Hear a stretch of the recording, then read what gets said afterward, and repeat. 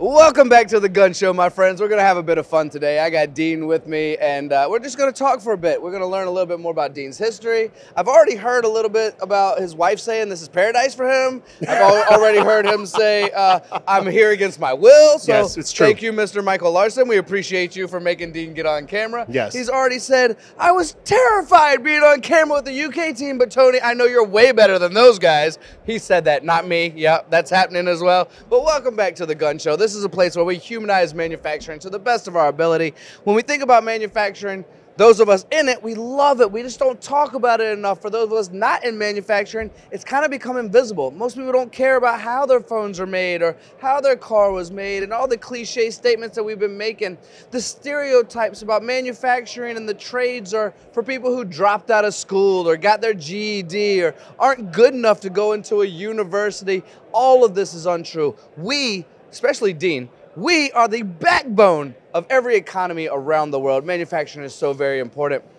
We understand this. So it's my responsibility and my honor today to get to know the people in manufacturing, to highlight the personalities behind the technology. And Dean, I know you look like you're about 22, 23 years old, but you've been doing this. Is that part of your contract? Because I think you should be paid more. Yeah. Frankly, you know, if you're thinking I'm 22, you need a bonus for sure. We're gonna talk to your team about that. Yeah, I could use a bonus. Oh yeah, Michael Larson, if you're hearing this, he started the interview very, very well. Okay, we should probably move on.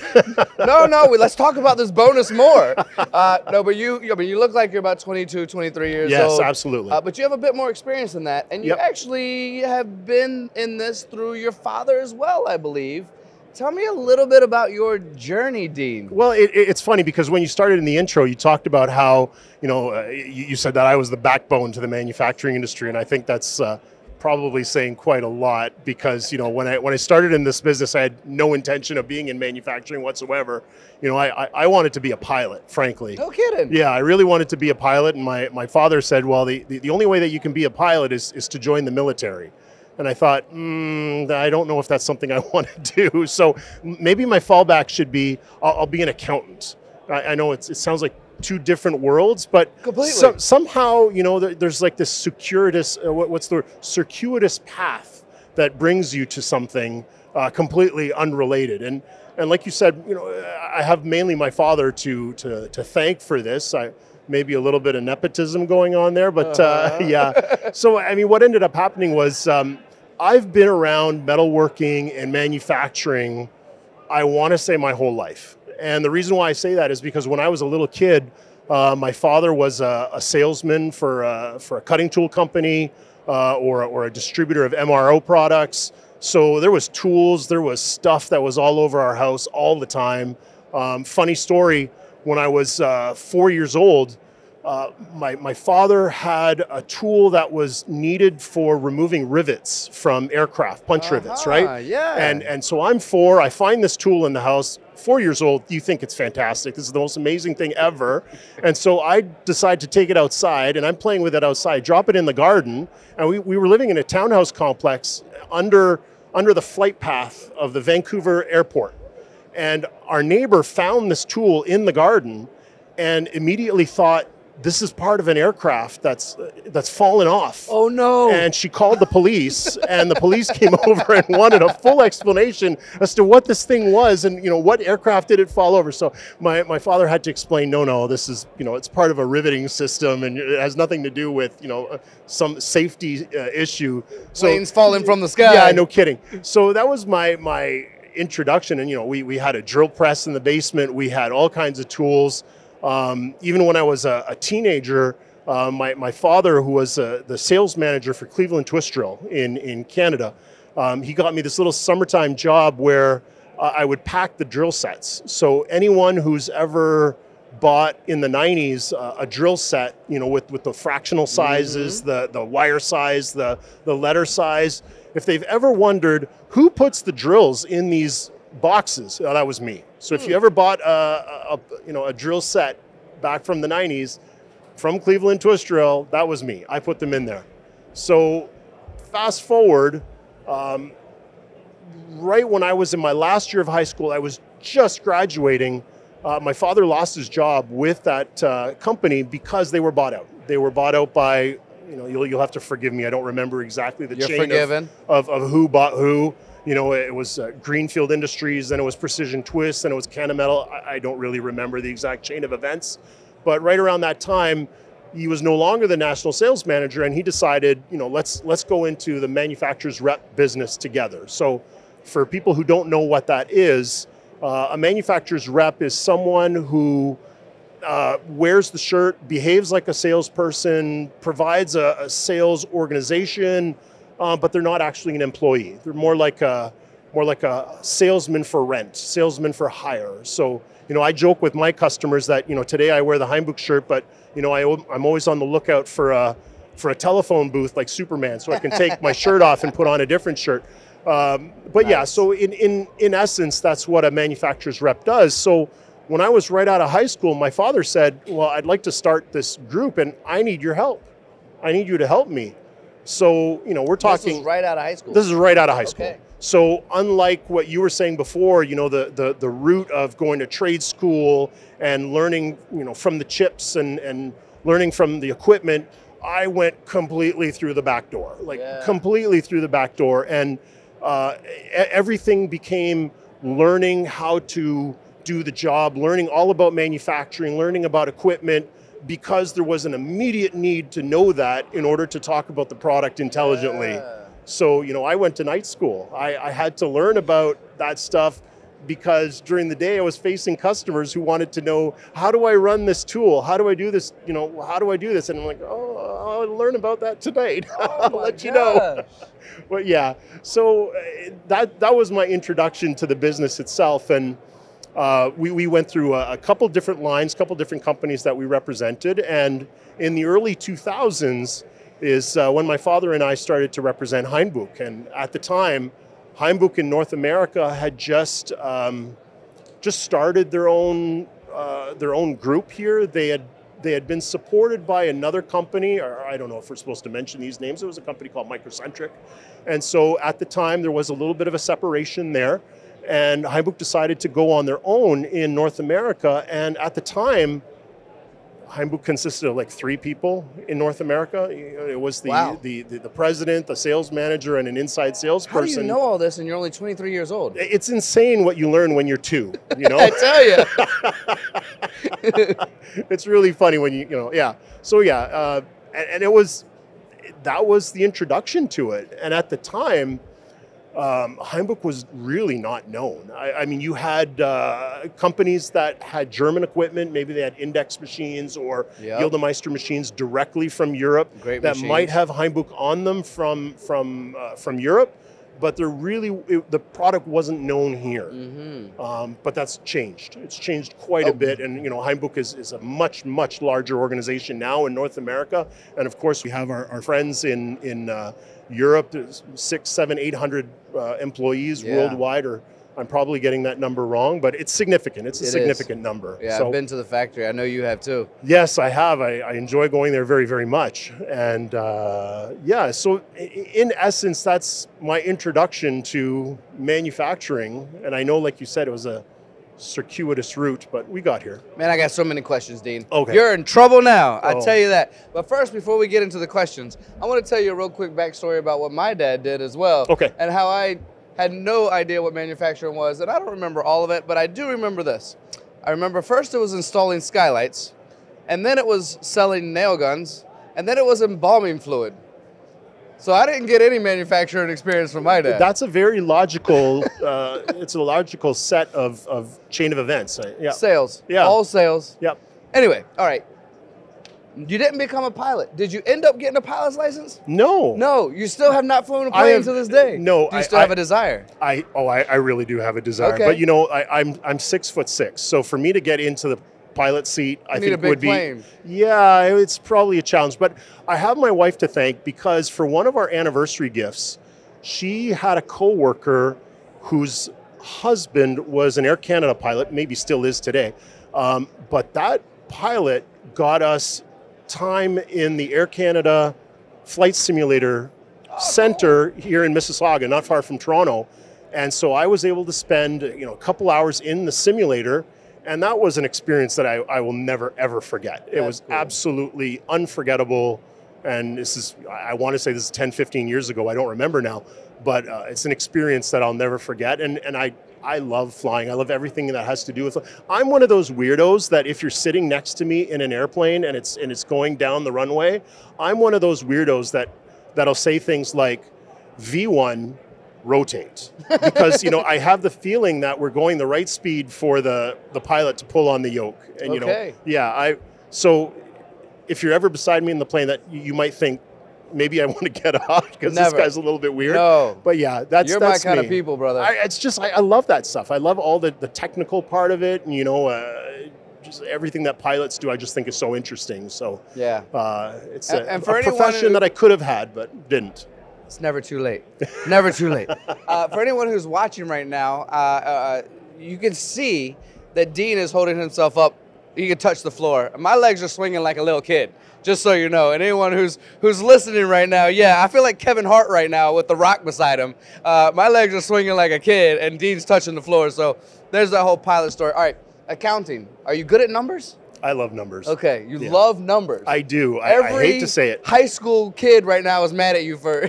Hey there, manufacturers. Need to sell your surplus CNC machinery? Whether it's vertical machining centers, CNC lathes, or machines from top brands like Yazda, Matsur, or Watchon, let me introduce you to Revelation Machinery. If you've never worked with a used machinery dealer before, here's what you're missing. Selling equipment on your own can mean long waits, low offers, and lots of time chasing leads. Revelation Machinery changes the game, bringing nationwide exposure to your machines. Their team is located across the USA, so wherever you are, you've got a local expert on your side. Revelation doesn't just list your equipment, they use targeted marketing methods to get your machines in front of serious buyers. Revelation Machinery is committed to fair pricing, full transparency, and taking care of the details. From paperwork to logistics and even rigging if you need it, they're there every step of the way so you're not juggling any part of the process alone. Ready to let a trusted partner handle the heavy lifting? Head to revelationmachinery.com/The Gunn Show to see how easy it is to turn that surplus machinery into cash with Revelation Machinery. What can I say? Everyone has a gift, and even though I have the gift of height, another funny story. I walk into my high school.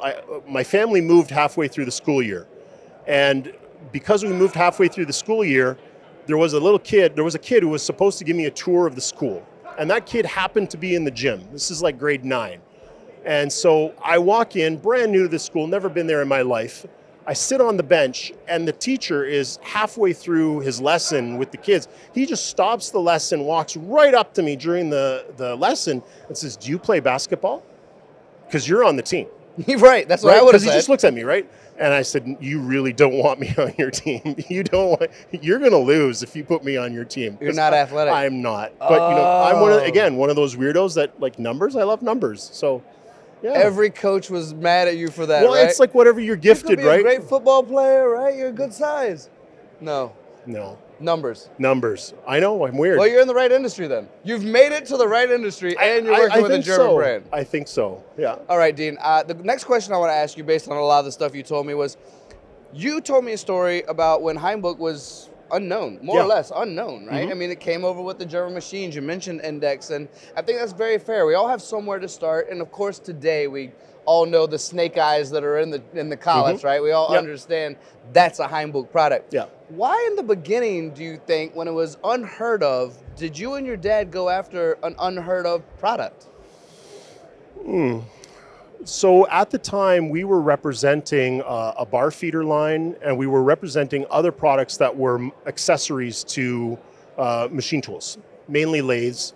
And so we were looking to diversify our business by going into work holding. So there was a colleague that we knew in California, and we contacted him and said, "Do you have any work holding lines that you would recommend that we get in touch with?" And he said, "Well, I know Heimbuch, maybe you should reach out to them." We had never heard of Heimbuch, never heard of them. So, and this is early 2000s, so even going on the internet, there wasn't a whole lot. Let me interrupt you super quick, because you have the internet. Did you say it correctly in the beginning? Because in they were still trying to get the name. Like, okay. Full disclosure: my father's full German, so I'm half German. You cheated. You knew. So we knew how to pronounce it, you know. And yeah. So, I had to get taught by people like Alan and Tim, make sure I was saying it correctly. Yeah. But you knew already. We knew. So back to the interweb being brand new or non-existent. Yeah. So there was no information. We just started talking to the people at Heimbuch at the time. And we just liked what we saw. And at the time, the line was very limited. I mean, we were talking collet chucks, maybe some very early versions of the mandrels. I remember being shown a document for the jaw module. So maybe you don't know what that is, but the jaw module is the adaptation for the 3 jaws that goes into the collet chuck. I remember being shown a document that had the big words in red prototype on it. Like no one had ever seen it before. It was completely unheard of at the time. And so it was really cool, or a special privilege, I feel, to be involved right at the beginning and to see like an initial wave of product that people didn't know. Like people didn't understand, like the whole idea of quick change work holding, early 2000s was revolutionary. I mean, people knew collet chucks. Of course that existed. I'm making myself sound really old for 22.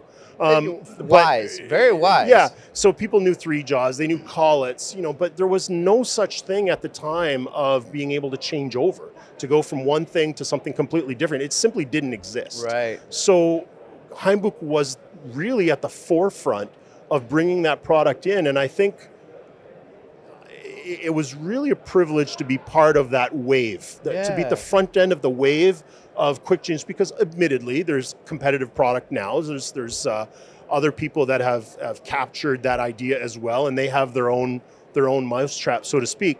But to see how Heimbuch came out with it and with the different variations of how they approach that, and to really say that Heimbuch is a leader in quick change. I know my customers are sick and tired of hearing me say it, but you know, I tell people all the time, I mean, you know, Heimbuch it's like Lego for machinists, right? Because you're like, what can you think of in your imagination that you want to build? You know, obviously for machinists, you want to build something that's useful for you to make money and make your part.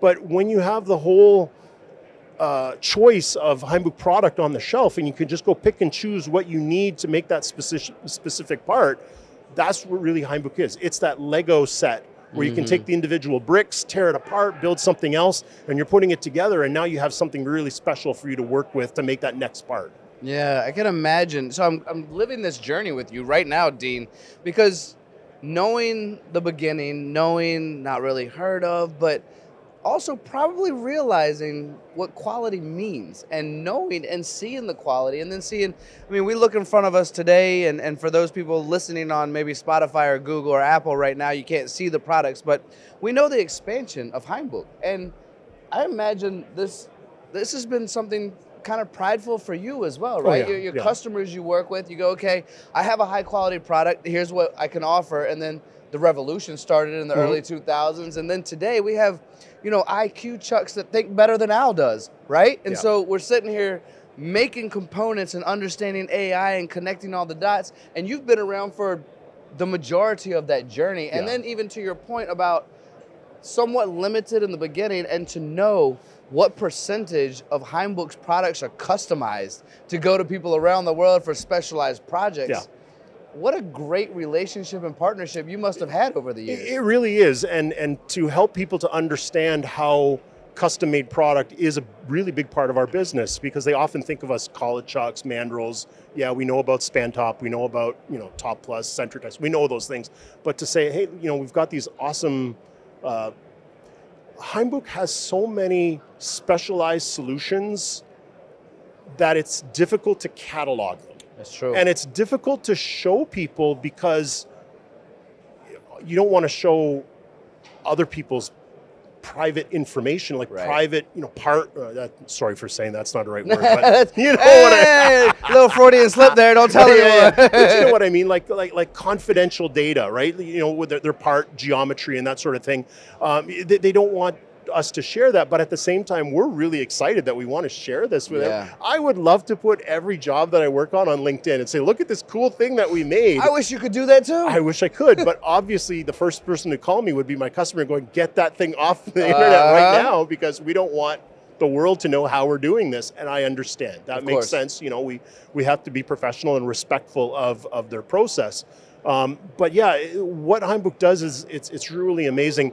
And the best way for me to describe it is many years ago, one of my colleagues, Larry McMillan, who's retired now, Larry said, you know, every organization has problems, right? There's people problems, hiring problems, whatever.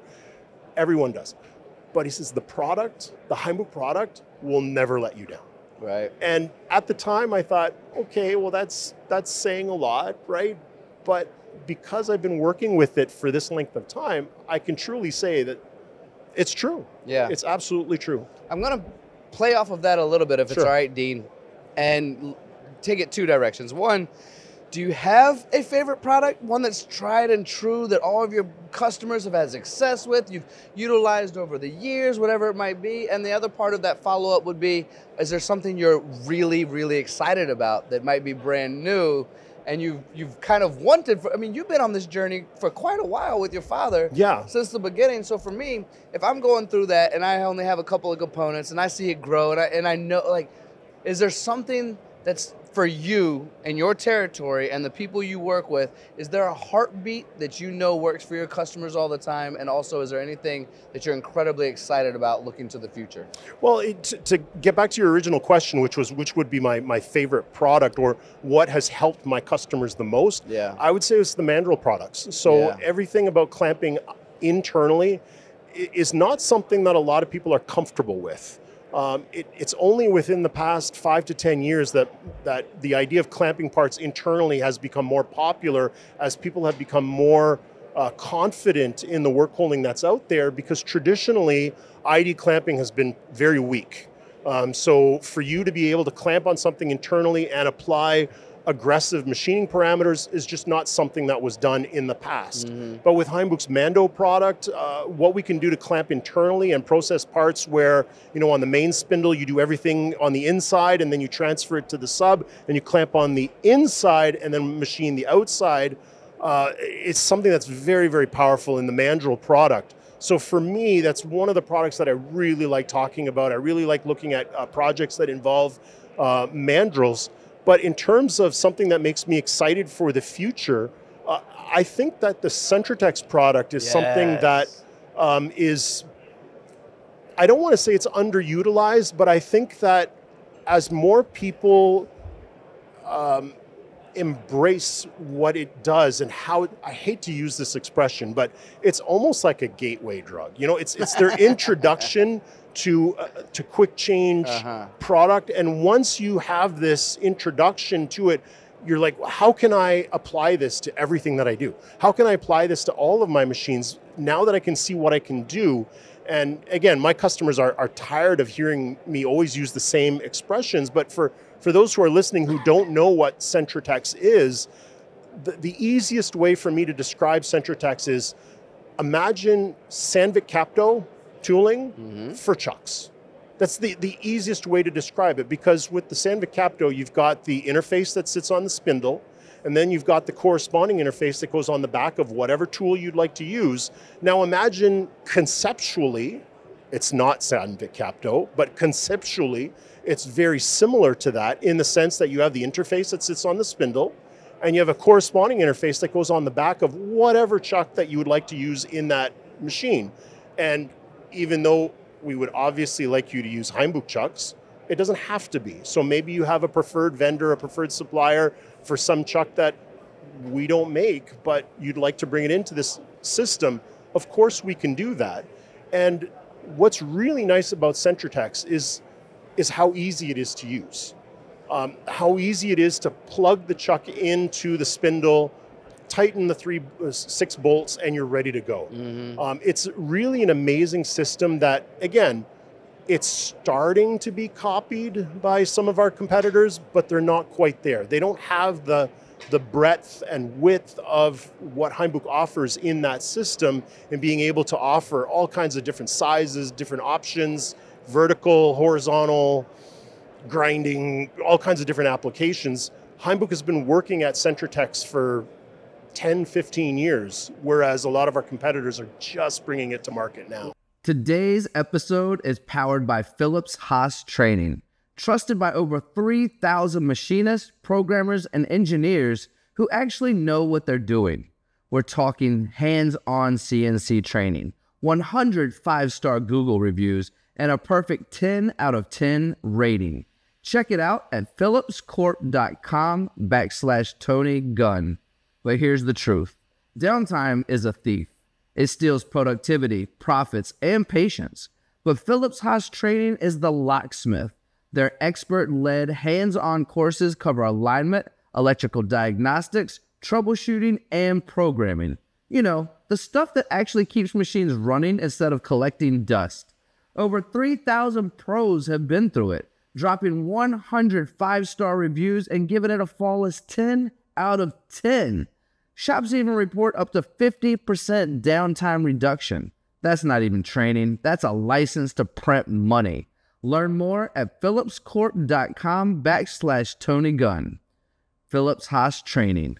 Fewer breakdowns, more breakthroughs, and your machine's running smoother than a Black Sabbath riff. Less downtime, more uptime, more profit. Well, when they saw you had it, they're like, we need that too. Well, I mean, you know, what is it? Imitation is the sincerest form of flattery. That's yeah. Exactly so, right. I mean, it is flattering when they bring out a system that's very similar to it. But yeah, to me, Centratex is really an amazing product because it really gives the flexibility to customers to do work that they didn't think that they could do. So, I mean, think about this. You know, we were talking about, you know, your EBITDA program, right? Mm-hmm. And with EBITDA, you're looking at how is it that I can maximize my spindle time? Right. You know, how can I make sure that this machine is running because I'm only making money when it's running? So looking at it and saying, okay, well, I can change out my work holding very, very quickly. That's true.